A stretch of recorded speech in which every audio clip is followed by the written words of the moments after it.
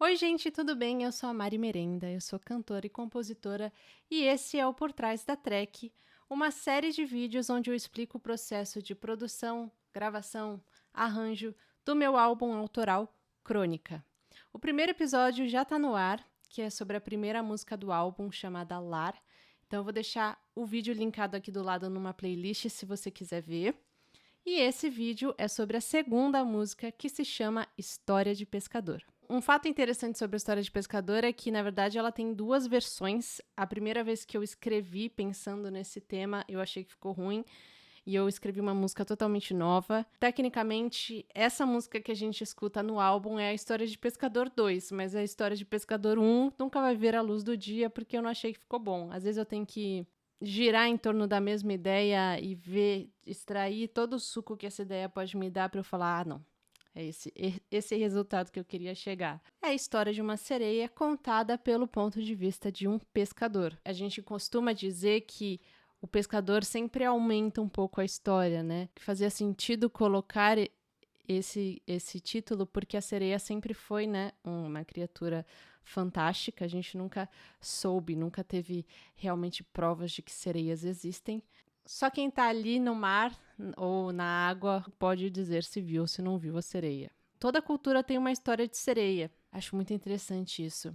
Mas geralmente o que a gente vê, né, nas séries e filmes e tudo mais são sereias mais europeias ou escandinavas. Uma cultura um pouco longe da nossa, né? Mas que a gente acaba assumindo ou sugando como uma esponja porque é o que a gente consome. Tudo bem com isso também. Mas aqui no Brasil a gente também tem contos, histórias. Eu não gosto de falar folclore porque eu acho que é um termo ruim, mas histórias tradicionais ou contos sobre sereias também, como a Iara, por exemplo, né? Ou Iemanjá, em algumas religiões de matriz africana. Então eu quis trazer todo esse contexto de sereia, tudo que eu consegui achar e colocar uma brasilidade no meio, que eu acho que é o que dá esse chance. Então, para colocar esse fator brasileiro, nada melhor do que o shot para contar essa história. Eu acho que o shot ele tem uma magia de contar algo de uma maneira swingada que faz você se sentir um pouco como se fosse um feitiço, como se fosse o canto de uma sereia, sabe? Quase como se você estivesse num barquinho, numa canoa. Para mim, o shot é um pouco isso. Então, eu quis que fosse um shot debaixo d'água. A ideia era trazer essa sensação para as pessoas. Eu dividi em dois elementos principais de orquestração ou de arranjo, né? A parte que ia ficar responsável pelo shot e a parte que ia ficar responsável por levar esse shot debaixo d'água. Então, os instrumentos que foram responsáveis pelo shot. O bumbo, ou surdo, né? Eu coloquei, na verdade, uma percussão um pouco mais eletrônica para dar um pouquinho mais perto dos outros instrumentos virtuais que vão vir também. Quis colocar o triângulo, o Alan Gaiapio que gravou para mim. Novamente eu vou deixar o link de todos os músicos que participaram da gravação da música comigo aqui embaixo, se você quiser dar uma olhada no trabalho deles também. O violão e o baixo foram gravados pelo Luciano Licinari. Eu acho que o acompanhamento do baixo, principalmente, dá essa característica do shot. E a sanfona, que, né, dispensa comentários, que foi gravada pelo Pablo Moura, que também gravou, junto com o Luciano, a música Lar. Esses instrumentos ficaram responsáveis pela parte do shot. E, em contraponto, eu coloquei muitos pads, muitos sintetizadores, um pouco de efeito especial, mesmo para dar aquele muito reverb também. Isso é sempre um bom aliado se você quer causar algum tipo de sensação imagética no público. Sabe quando você entra debaixo d'água e aí tudo fica com aquela sensação meio... Ou a baleia mesmo, né? Mas... Eu não sei imitar baleias, mas... Enfim, sabe? Essa sensação eu queria trazer pra música. Além de colocar também um coro. ali. Quando eu era mais nova, eu gostava muito do Sítio do Pica-Pau Amarelo. Quem nasceu entre 95 e anos 2000, acho que também assistia muito. Hoje em dia eu tenho opiniões um pouco conflituosas a respeito do Monteiro Lobato, mas na época eu gostava bastante. E tem toda uma cena no começo sobre o Reino das Águas Claras. E eu acho que isso me influenciou muito a escrever essa música do jeito que eu escrevi. Inclusive, isso é muito curioso, né? Sobre absolutamente tudo que a gente consome, desde quando a gente é pequeno, fica na gente como referência. Isso se aplica a tudo na vida. Então, vamos lá. O mapa da música pode ser assim: 2 grandes estrofes, pré-refrão, refrão. Aí estrofe, pré-refrão, refrão e coda. Vamos dizer assim. Então, toda essa parte aqui... A sereia quando nasce cresce na beira do rio, né? Aí vai pro... Bebe as águas do riacho para encher o seu vazio. E quando anoitecer e o sol desaparecer, é quando ela irá surgir. É uma estrofe, então vai repetir tudo isso. Aí quando chega aqui, ó... Não, não, não, não chore não. Pra mim isso é uma chamadinha pro refrão. Meio que, ó. Porque muda, né? Você percebe que aqui a gente tava seguindo um ciclo que vinha sempre para o Lá menor, né? Mesmo quando a gente fala...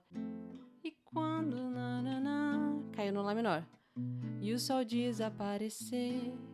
É quando ela irá surgir, cair no Lá menor de novo. Então, é como se, apesar da harmonia caminhar, ela sempre volta pro Lá menor. Mas quando a gente tá indo pro pré-refrão, né?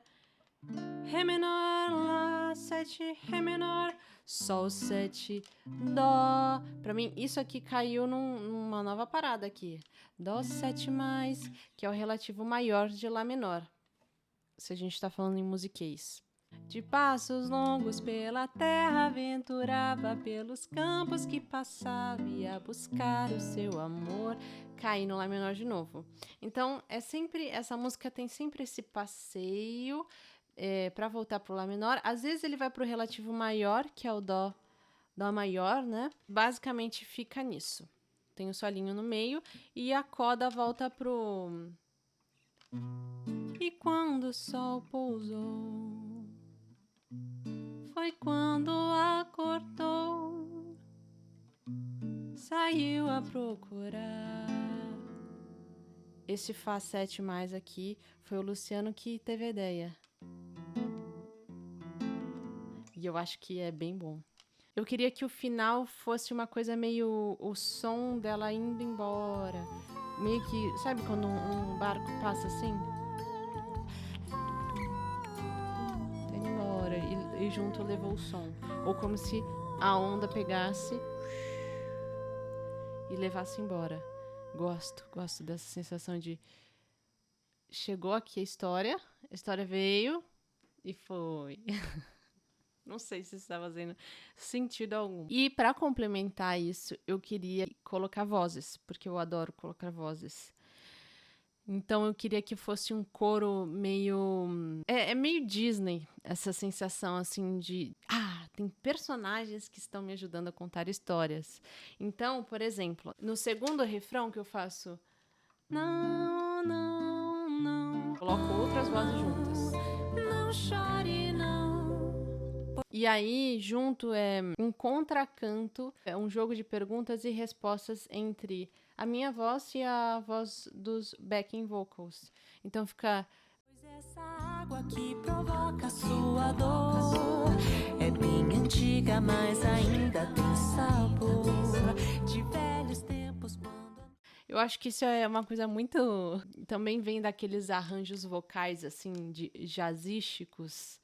Uma música que eu ouvi na faculdade, um arranjo vocal, chama In a Mellow Tone. Eu vou deixar aqui embaixo, se você quiser escutar.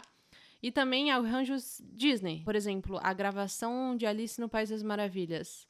Alice in Wonderland, how can you go to Wonderland?